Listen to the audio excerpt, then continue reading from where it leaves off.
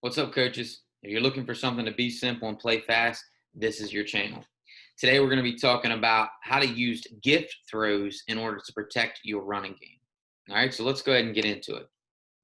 So, I have a I slot formation drawn up here. Okay, and the reason I did this is because this is not like an exclusive spread concept. All right, so right now, 52 defense drawn up. And if we count the box, I like to do that. I'm a numbers guy. 1, 2, 3, 4, 5, 6, 7 defenders in the box. 1, 2, 3, 4, 5, 6, 7 offensive uh, people to block.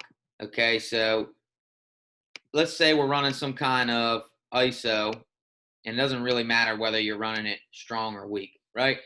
We got 7-on-7 here. That's good for the offense. Let's say you're hurting them on ISO, and so they move a defender into the box.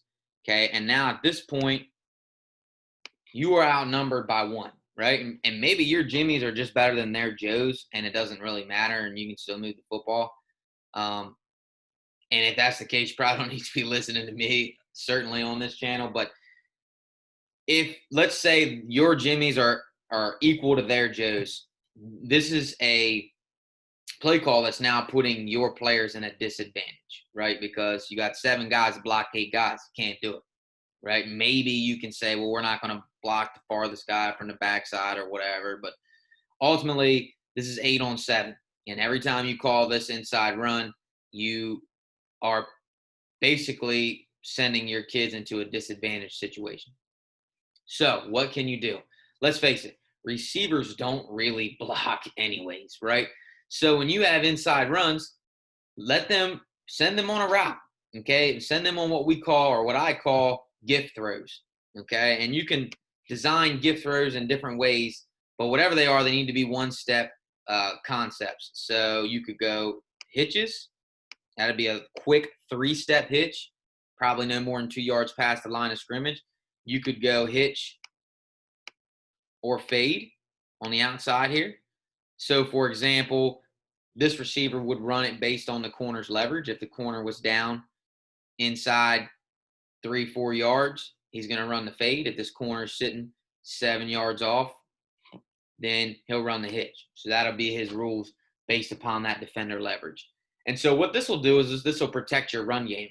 Okay. And the reason it's called a gift throw is because you are getting a gift. The defense is giving you yards. So while it may take slightly longer under center, I believe it still can be done. Snap that ball. The great thing about these is you don't need to check the play. The quarterback doesn't need to check the play.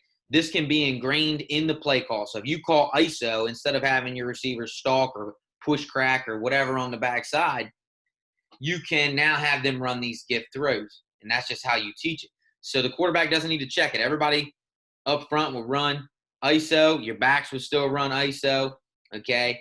And that quarterback goes, you know what? I got free yards out there. He's just going to abort the play, one punch step, pivot, and throw that baby out there to this 2-yard hitch. Okay. And that's free yards. If you only get 5 yards out of it, well, then that's good. That's as good as running your ISO before. Okay. Let's take a look at this out of a spread formation. All right. Let's say we're running, I don't know, power, inside zone, something to the right. And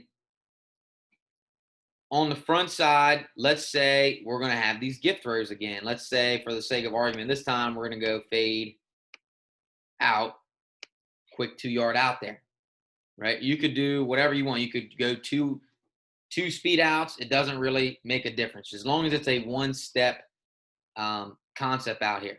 All right, so same deal, right? You're outnumbered here in the box. You got 6-on-5. Now, obviously, what's probably going to happen in the spread game is you're going to be using some sort of read game on the backside to account for numbers, whether it's a read option or it's an RPO. So that way you can still account for 5-on-5. So nonetheless, this is done pre-snap, okay? So pre-snap, let's say whatever you're doing, you're hurting them inside, and they decide, well, we're gonna To protect the RPOs, we're going to keep that defender, that strong safety down on the same side as the back, and we're going to bring this extra defender inside the box. Okay, however they are going to do it. Okay, the quarterback, again, same concept. He's going to look out here and go, I got 2-on-1. I got free yards if I take that 2-yard out. He's not going to check the play. The only way you may want to check something in a spread look is if you're maybe reading a down lineman on some sort of read option.